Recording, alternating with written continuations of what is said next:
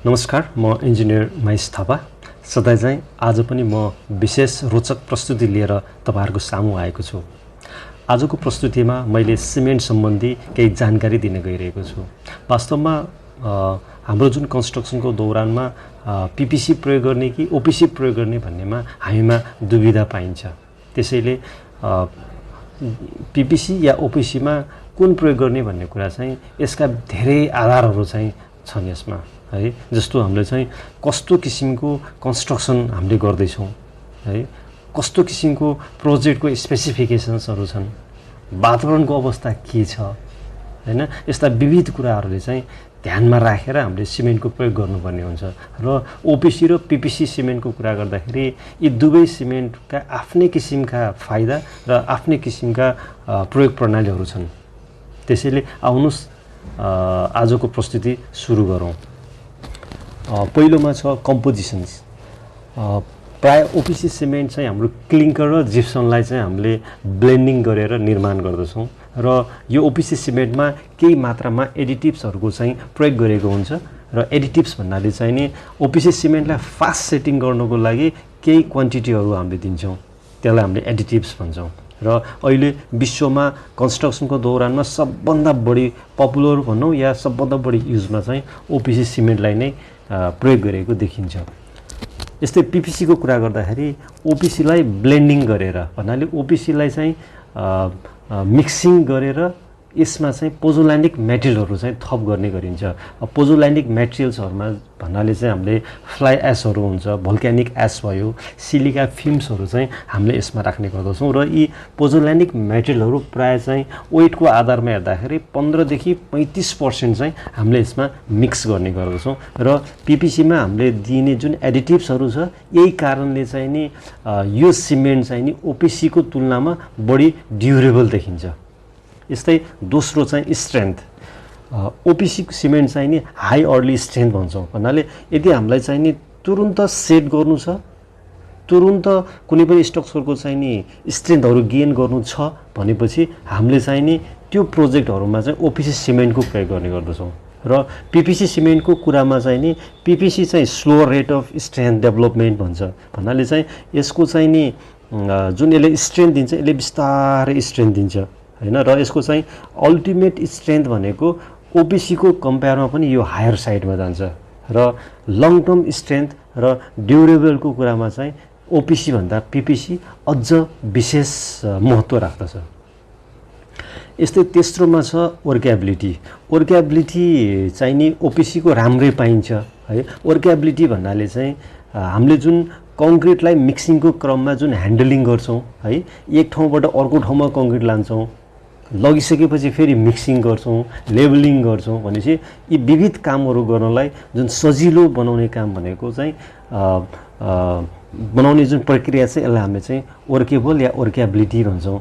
र ओपीसीको भन्दा चाहिँ नि पीपीसीको वर्कएबिलिटी अझ बेटर हामीले पाउँछौँ।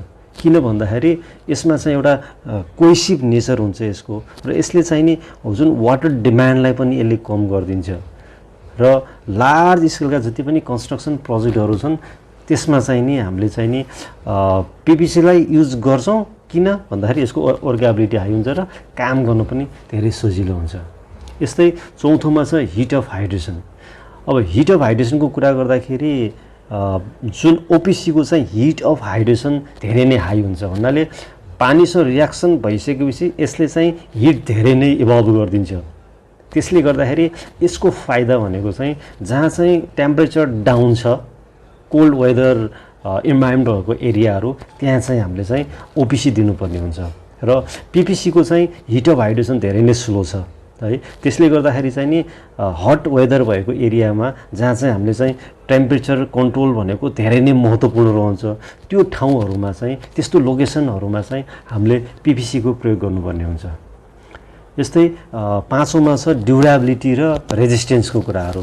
ओपीसीको चाहिँ इनिसियल स्ट्रेन्थ हाई भएको कारणले यसलाई चाहिँ हामीले चाहिँ एक्सिलेन्ट इनिसियल स्ट्रेन्थ सिमेन्ट भन्छौँ, है। भनेपछि त्यस्तो स्ट्रक्चर जुन चाहिँ धेरै ऱ्यापिडमा कन्स्ट्रक्सन गर्नु छ र तुरुन्तै चाहिँ हाई स्ट्रेन्थ चाहिएको छ भनेपछि हामीले चाहिँ नि ओपिसी सिमेन्टै युज गर्नुपर्ने हुन्छ र पिपिसीको चाहिँ के छ भन्दाखेरि हिट अफ हाइड्रेसन धेरै नै स्लो छ तर यसको प्लस पोइन्ट भनेको चाहिँ केमिकल अट्याकको रेजिस्टिभिटी चाहिँ धेरै नै हाई पाइन्छ इन कम्पेयर टु ओपिसी है किन भन्दाखेरि यसको चाहिँ नि जुन लङ टर्म ड्युरेबिलिटीको कुराहरू पनि राम्रो छ यसको सल्फेट अट्याक्सलाई पनि यसले राम्रोसँग रेजिस्ट गरिरहेको हुन्छ र छैठौँमा छ सस्टेनेबिलिटी यसमा चाहिँ हामीले इन्भाइरोमेन्ट फ्रेन्डलीको कुराहरू गर्छौँ जस्तो ओपिसी प्रोडक्सनको चरणमा चाहिँ नि हाई एमाउन्टमा कार्बन डाइअक्साइड चाहिँ प्रोडक्सन भइरहेको हुन्छ तर पिपिसीको दौरानमा पिपिसीमा चाहिँ धेरै नै कम मात्रामा चाहिँ कार्बन डाइअक्साइडको प्रयोग के अरे कार्बन डाइअक्साइड चाहिँ इमिसन भइरहेको हुन्छ किन भन्दाखेरि पिपिसीको प्रोडक्सनमा हामीले चाहिँ नि जुन क्लिङ्करका लो एमाउन्टमा युज हुन्छ त्यसमा चाहिँ नि पोजोलानिक मेटेरियलको चाहिँ म्याक्सिमम युज हुने कारणले चाहिँ कार्बन डाइअक्साइड चाहिँ इमिसन हुने चान्सेस धेरै नै कम हुन्छ त्यसले गर्दा ओपिसीको तुलनामा चाहिँ पिपिसी सिमेन्टलाई चाहिँ हामीले इन्भाइरोमेन्ट फ्रेन्डली सिमेन्ट हो भन्न सक्छौँ